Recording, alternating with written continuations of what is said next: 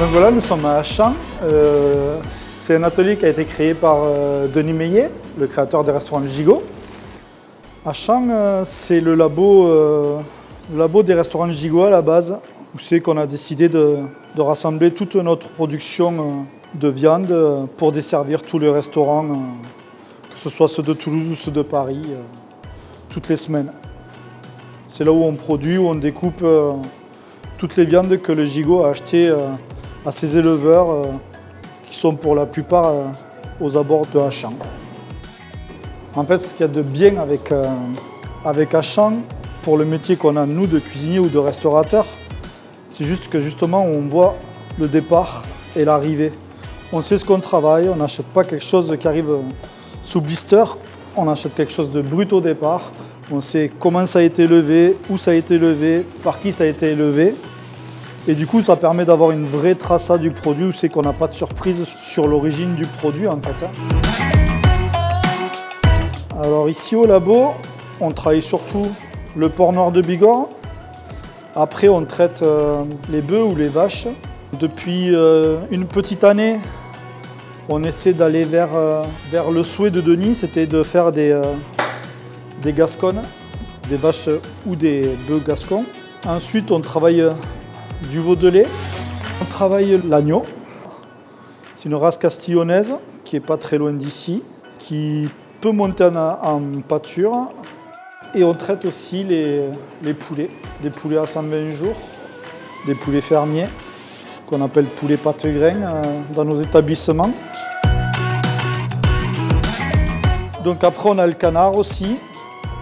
Où c'est qu'on fait les canards entiers, où c'est qu'on fait tout le foie gras, où c'est qu'on traite toutes les terrines de canard, les conserves, les foie gras, la viande fraîche, les confits, avec des producteurs qui sont juste aux abords aussi de Achamps. Et après, le gros avantage du labo, c'est toute la salaison. Où c'est que maintenant on est autonome sur la salaison, où c'est qu'on fait les salaisons comme on souhaite les faire, c'est-à-dire le plus naturellement possible. Du coup, maintenant, c'est quelque chose qui est ancré dans les gènes de l'entreprise, que ce soit les restaurants ou de Achamps, où c'est que maintenant on arrive à gérer la viabilité des paysans, des éleveurs, parce que ça a toujours été aussi l'objectif de Denis, de faire vivre les bons éleveurs, quoi. Mais aussi de faire travailler son entreprise au mieux et pour que les clients soient le plus satisfaits en ayant les meilleurs produits.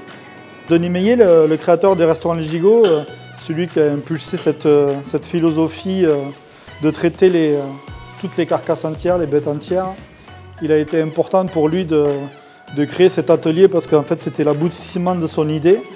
Il a été obligé d'en arriver là pour pouvoir utiliser au mieux toute sa philosophie, que ce soit de la carcasse entière pour utiliser au maximum les bêtes et tout traiter. C'est lui qui a vraiment investi tout son savoir et toute sa connaissance. Il y a beaucoup travaillé. Ça a été une longue réflexion de plus de 10 années, je pense. Parce qu'il avait ouvert en 1995 son restaurant.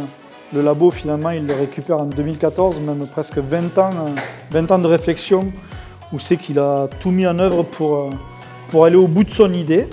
Et du coup, Achamps maintenant est pas considéré comme la maison mère, mais en tout cas, c'est le départ de tous les restaurants, quoi. Que ce soit le Bon Vivre, le Gigot ou Gigot Paris, Drouot.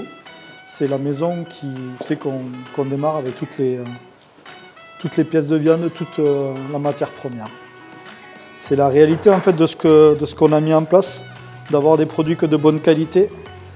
Guéguette, la maman de Denis, disait toujours un bon cuisinier, il fait au mieux avec ce qu'il a. Et Denis s'est débrouillé pour qu'on ait le meilleur pour faire ce qu'on avait à faire. C'est-à-dire qu'on a toujours les bons produits pour faire au mieux derrière.